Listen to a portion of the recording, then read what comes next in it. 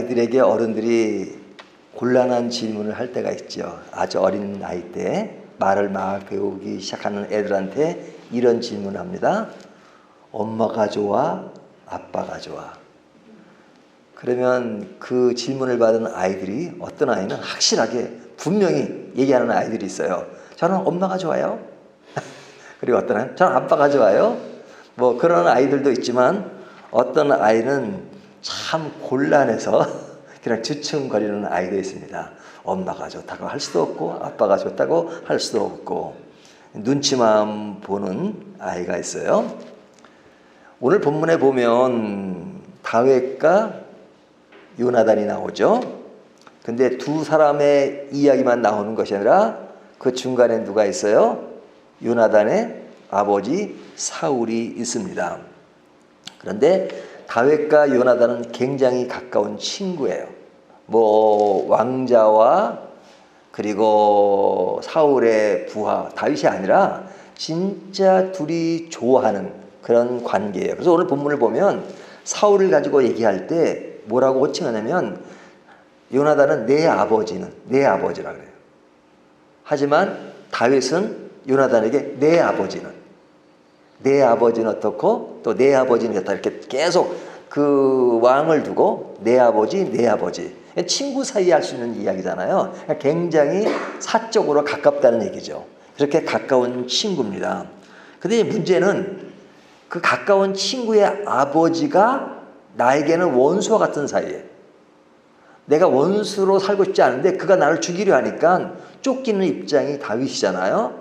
그러니까 그 아버지를 싫어하고 싶지 않은데 나를 죽이려 하니까 뭐 그를 인식 안 할 수가 없어요. 근데 또 요나단 입장에서는 사랑하는 친구인데 자기 아버지가 그를 죽이려 하고 그래서 그거를 참 중간에서 굉장히 어려운 처지에 있는 거죠. 그래서 요나단은 갈등할 수밖에 없습니다.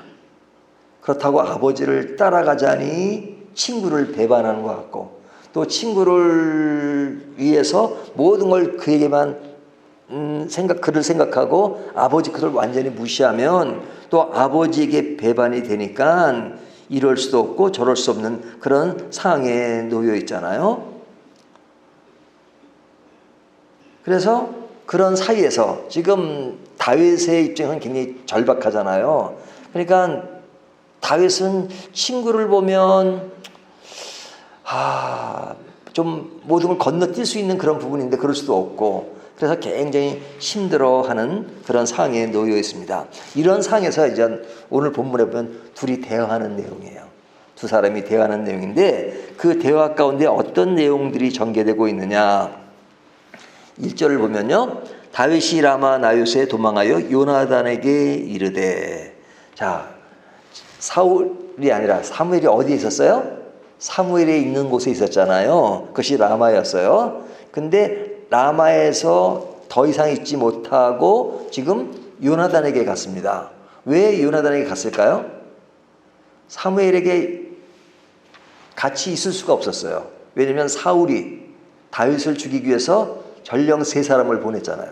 3사람을. 그것도 한 번에 보낸 게 아니라 한 사람 보내고 한 사람 보내고 한 사람 보내고 왜 3번이나 보내냐면 그들이 가면 그곳에 예언을 하는 거예요. 예? 그러니까 거기에 그냥 그 동화되어 있는 것을 보고 나중에는 안 되니까 사울이 직접 가잖아요. 직접 가서도 자기도 동화가 돼버려요. 그러니까 사울은 자기가 하려고 하는 것들을 못하는 것이고 하지만 다윗의 입장에서 보면 계속 자기가 있는데 자기를 죽이려고 하고 찾아오는 사람이 있으니까 그것에 있을 수가 없잖아요. 그래서 간 것이 어딥니까? 요나단에게 갔어요. 사울의 아들이잖아요. 아들 요나단에게 갔다는 그를 그만큼 신뢰했다는 겁니다. 그를 찾아갔습니다. 그리고 그에게 자신이 겪는 아픔을 그대로 다 이야기해요. 그건 친구 사이에 할 수 있는 이야기잖아요. 그 하는 이야기가 1절에 계속 이어지는 거죠. 요나단에게 이르되 내가 무엇을 하였으며 내 죄악이 무엇이며 내 아버지 앞에서 내 죄가 무엇이기에 그가 내 생명을 찾느냐. 내가 뭐 잘못한 게 있길래 나를 그렇게 죽이려 하느냐 하는 그 내용이잖아요. 근데 이런 내용을 함부로 얘기할 수가 없죠. 우리가 사람이랑 얘기할 때 내 마음에 있는 것들을 다 끄집어낼 수 있는 사람이 어떤 사람이냐, 이 말을 했을 때도 안전한 경우, 그 말을 듣고 나중에 그것이 나에게 화살로 날아온다든지 그것을 동네방네 퍼뜨려 가지고 이 일이 나한테 화근이 된다 그러면 그런 말 안 하잖아요. 그러니까 친한 사람에게 내 있는 속에 있는 말까지도 다 할 수 있는 것은 그것이 안전할 때 가능해요. 안전할 때. 그 친한 친구는 그 안전함을 지켜주는 거죠. 그의 속마음을 듣고 지켜줘요. 지켜주지 않으면 그것은 친구라고 할 수는 없죠. 근데 요나단은 그 정도의 친구라고 생각하니까 다윗이 자기 속 이야기를 다 이야기하는 겁니다. 그 속 얘기하는 그 대상이 누구예요? 요나단의 아버지예요. 아버지란 말이에요. 이 말을 들은 요나단은 어떡합니까? 다윗에게 신뢰를 보내죠. 4절을 보면 뭐라고 하죠? 요나단이 다윗에게 이르되 내 마음의 소원이 무엇이든지 내가 너를 위하여 그것을 이루리라. 그러니까 내가 너의 사정과 너의 입장을 이해한다 하는 이야기잖아요. 그리고 신뢰를 보내는 겁니다. 그래서 이 신뢰를 보내는 두 사람의 관계가 참 아름답게 보여요. 자, 그러면서 이 둘은 지금 친구 사이로 그렇게 가깝지만은 다윗 입장에서는 이제 생명의 위협을 느끼고 있는 거예요. 그러니까 나는 지금 친구를 보면 참 그 아버지를 피하면 안 되는데 참 이거 어려운 거야. 이러지도 못하고 저러지 못하고. 그러니까 내가 피해야 되겠다. 근데 피하는 것에 어떤 그 안전을 보장받아야 되잖아요. 그래서 내 피할 상황을 얘기하고 요나단은 그 피할 수 있도록 내가 안전하게 하겠다. 그리고 아주 구체적으로 어떻게 하겠다는 내용이 쭉 나옵니다. 오늘 23절까지 길긴 해요. 하지만 뭐 다 읽진 않아도 다 그 내용이에요. 아주 구체적으로 내가 들에 있으면 화살을 쏠 텐데 어떻게 하면 어떡하고 이렇게 하면 이런 표시고 내가 이야기를 해주고 이럴 땐 피하고 뭐 하는 등등 이런 이야기들입니다. 근데 다윗이 그 말을 안 믿어주면 그 말이 헛것이잖아요. 그러니까 요나단은 확실하게 믿게 하기 위해서 아주 이런 말까지 합니다. 13절을 보면 이렇게 말하죠. 13절 그러나 만일 내 아버지께서 너를 해치려 하는데도 내가 이 일을 내게 알려주어 너를 보내어 평안히 가게 하지 아니하면 여호와께서 나 요나단에게 벌을 내리시고 또 내리시기를 원하노라. 내가 진짜 이 약속을 지키지 않으면 너를 보호해 주지 않으면 내가 하나님으로부터 벌을 받을 것이다. 아주 굉장히 강렬하게 그 친구를 위해서 자기 입장을 분명히 이야기하죠. 내가 아주 구체적인 약속을 합니다. 3일 동안이나 숨어 있어라. 그래가지고 딱 내가 도망한 그런 상황이라면 내가 활을 쏴가지고 어떤 사람을 보낼 텐데 그 사람을 한 앞에다 쏘면 그냥 네가 도망가는 것이고 뒤로 활이라 쏴가지고 그 사람이 앞에 있으면 네가 도망을 가야 되는 거 뒤로 쏘면 네가 안전하게 그냥 이 역할을 하면 된다. 뭐 이런 얘기를 하는 거잖아요. 자, 이런 약속을 하는데 이 둘은 이렇게 어려운 상황에서도 이들이 하나같이 신뢰할 수 있는 것은 뭡니까? 이 아버지를 중심으로 해가지고 내 아버지 하는 그런 상황에서 둘이 신뢰를 할 수 있는 것은 뭐냐면 요나단이 다윗과 사울 사이에서 굉장히 어려운 갈등상이 있지만 실제로 요나단이 바라보는 건 누굽니까? 하나님이세요. 하나님을 바라봐요. 그래서 오늘 본문을 보면 그 하나님 이야기가 참 많잖아요. 3절을 보시면 3절에 뭐라고 얘기하죠? 다윗이 또 맹세하이르되 내가 내게 은혜 받은 줄을 내 아버지께 밝히 알고 스스로 이르기를 요나단이 슬퍼할까 두려운즉 이것을 알리지 아니함이라. 그러나 진실로 여호와의 살아계신가 내 생명을 두고 맹세하노니. 두 사람이 이야기하는데 하나님을 두고 맹세한다 이런 이야기를 하잖아요. 또 12절을 보면 또 그런 얘기가 또 나오죠. 12절 거기 보면 이스라엘의 하나님 여호와께서 증언하시거니와 그렇게 나오죠.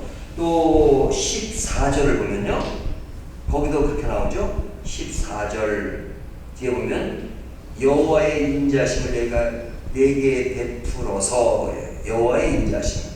예? 또 15절도 여호와께서 또 16절에도 보면 이렇게 나오죠. 여호와께서는 또 20절 보면 그렇죠. 20절, 22절, 23절은 계속 여호와께서 나와요. 그러니까 두 사람의 대화 가운데 항상 누구를 두고 서로가 이야기하는 거예요? 여호와를 두고 이야기하는 거죠. 이것이 믿음의 사람이에요. 내가 하루를 살아가면서 믿음의 길을 걷고 있느냐 안 걷고 있느냐를 한번 내가 일기를 써보지 않아요. 내가 하루 종일 그냥 뭐 세상의 이야기, 세상의 모든 걸 다 있다가 그냥 어쩌다 한번 그냥 뭐 식사기도 할 때 한번 하면 그건 내가 하나님을 집생한 거 아니잖아요. 그 중심에 내가 세상적이냐 하나님의 어떤 사랑을 더 생각하느냐 하는 것 내가 어디에 관심을 두고 하루를 살아가는가 하는 것을 파악해보면 됩니다. 내 다윗과 요나단 사이에는 늘 하나님 이야기예요. 그리고 요나단은 하나님의 뜻이 무엇인지를 분명히 알았어요. 아주 분명히 알았어요. 15절을 보세요. 거기 보면 여호와께서 너 다윗의 대적들을 지면에서 다 끌어버리실 때에도 그렇죠? 다윗의 대적이 누구예요? 사울이잖아. 자기 아버지. 지면에서 다 끊어버리신 때에도 그러니까 요나단은 이미 예측하고 있는 거예요. 자기 가문이 자기 집안이 곧 넘어질 거라고 알고 있어요. 16절을 보면 뭐라 그래요? 16절 이에 요나단이 다윗의 집과 언약하기를 여호와께서는 다윗의 대적들을 치실지어다며 네? 잘못하고 있으니까 칠 거라고 얘기한단 말이죠. 그러니까 모든 상황을 잘 알고 있어요. 그래서 사울이 패하고 다윗이 왕이 될 것을 분명히 알고 있습니다. 이 절을 보면 요나단의 것을 분명히 이야기해요. 결국은 다윗이 왕이 될 것을 알고 그리고 부탁을 해요. 그 부탁이 뭡니까? 아까 읽었던 15절 다 끊어 버리신 때에도 너는 내 인자함을 내 집에서 영원히 끊어버리지 말라 하고 그러니까 내 대적이 이제 내가 왕이 된다 할지라도 그 선을 완전히 끊어버리지 말라 그렇죠. 그래서 나중에 보면 사무엘 하에 가면 그 요나단의 아들이 남잖아요. 그때 끝까지 다윗이 그 아들 자기와 밥상을 같이 할 정도의 그런 의리를 지켜요. 끝까지 지켜요. 뿐만 아니라 이 두 사람의 관계는요 사실은 사울이 패망함으로 끊어져요. 하지만 이 두 사람의 관계가 지속이 돼요. 그리고 나중에 보면 신약 시대에 와서도 재밌는 현상이 있는데 예수님은 어떤 집하죠? 유다 집하잖아요. 다윗의 후손이잖아요. 다윗의 후손. 그러니까 예수님은 다윗의 후손이에요. 하지만 예수님의 사역을 극대화하고 선교했던 다윗이 아니라 바울은 어떤 집파 사람이죠? 베냐민 집파예요. 사울의 종, 사울의 라인이에요. 그러니까 다윗의 라인과 요나단의 라인을 지금 예수님과 다윗이 이어가고 있는 거예요. 신약 시대에도. 그러니까 이 둘의 관계는 결국 약속이 이루어져요. 다윗은 약속을 지켜요. 그래서 요나단은 죽지만 전쟁에서 죽지만 그 아들을 끝까지 자기가 보호하잖아. 이런 것을 보면 요나단도 어떻게 될 것을 알고 있었고 그리고 그 약속을 다윗도 분명히 지키는 것이죠. 그래서 둘의 관계는 아름답고 그 아름다움은 하나님의 마음과 하나님의 뜻을 따라서 행해지는 것을 볼 수 있어요. 이런 상황에서 요나단은 다윗의 어떤 그 악기를 이루어주지만 그렇다고 해서 아버지를 배반하는 건 아니에요. 아버지의 그릇된 것, 잘못된 것을 동의하지 않고 그 아버지에게도 분명히 직언을 해요. 잘못됐다는 것을. 하지만 전쟁에도 같이 참여하고 아버지가 왕으로 있는 당시까지는 아들로서의 역할을 충분히 감당하죠. 이래서 요나단이 참 위대한 거예요. 사실은 요나단이 진짜 위대한 것은 이 위치에서 자기가 왕이 될 사람인데 다윗이 왕이 되는 것을 인정하고 또 자기 아버지가 그릇된 길을 가지만 완전히 아버지와 등을 돌리지 않고 그 아버지와 아들 사이를 유지하면서도 분명히 자기 선을 지킨다는 것은 너무너무 어려운 것이죠.